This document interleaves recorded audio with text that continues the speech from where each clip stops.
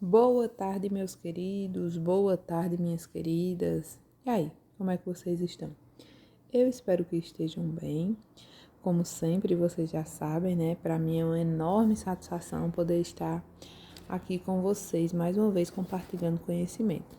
Espero que estejam todos com bastante coragem, bastante atentos, para que a gente possa seguir com sucesso a nossa aula.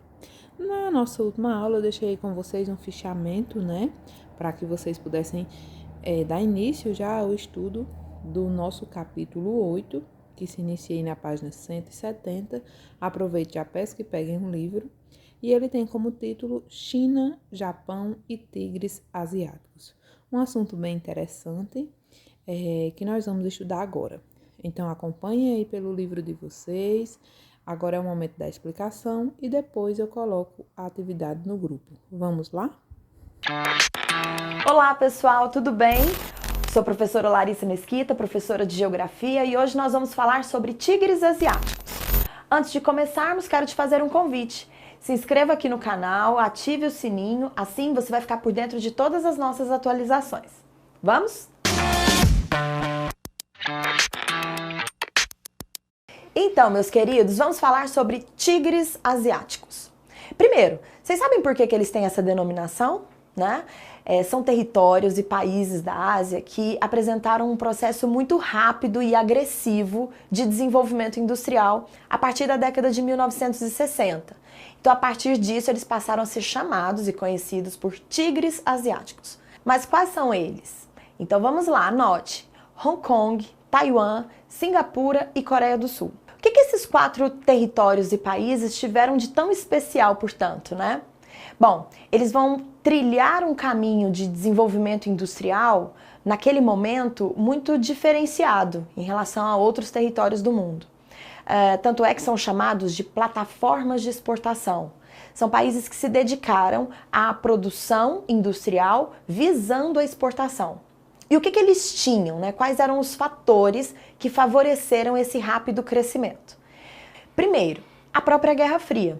É preciso pensar que durante a Guerra Fria, ou seja, a disputa entre capitalismo e socialismo no mundo, né, os tigres asiáticos eles acabaram entrando nesse contexto. Era preciso manter na Ásia bases capitalistas fortes. O Japão já estava em processo de reconstrução econômica pós-Segunda Guerra Mundial, e os tigres asiáticos, portanto, vão surgir como territórios capitalistas, né, passíveis de receberem os investimentos externos. Nesse sentido, a parceria dos tigres com os Estados Unidos e com o Japão foi extremamente positiva, né? Porque a ideia de fortalecer esses territórios asiáticos a fim de que o socialismo não avançasse no continente, isso foi muito bem desenvolvido. Acabou que os tigres asiáticos, né, se beneficiaram com a Guerra Fria em si. Segundo fator, a atração de investimentos externos. Esses territórios e países eles vão oferecer vantagens às empresas, aos investimentos que vieram de outras nações. A ideia era baratear custos.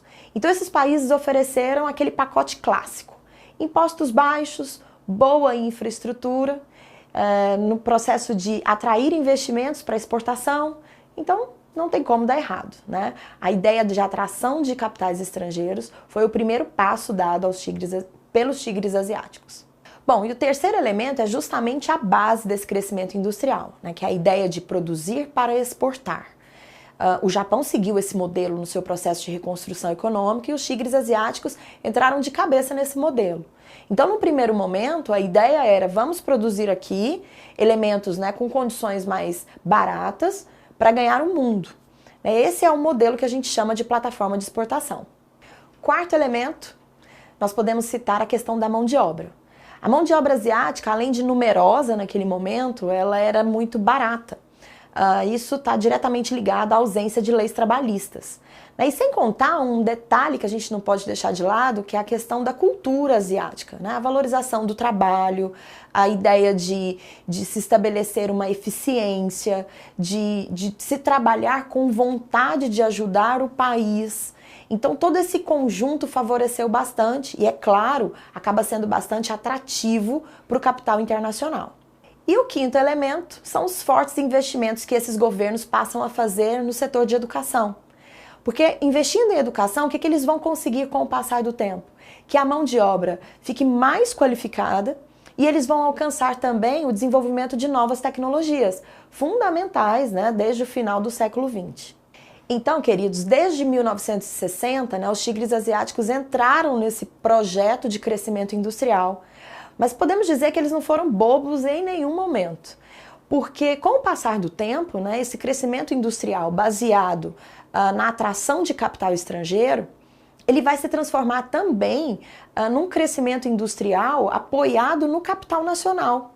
Então, os grandes investimentos em educação, né, que geram novas tecnologias, isso beneficia o próprio capital nacional. As transnacionais do mundo todo continuam nesses países, sem dúvida, mas esses territórios e países hoje também têm as suas próprias transnacionais, inclusive influenciando um outro conjunto de países, né, que vem adotando mais recentemente um processo de crescimento industrial, mais ou menos da mesma forma que os tigres asiáticos.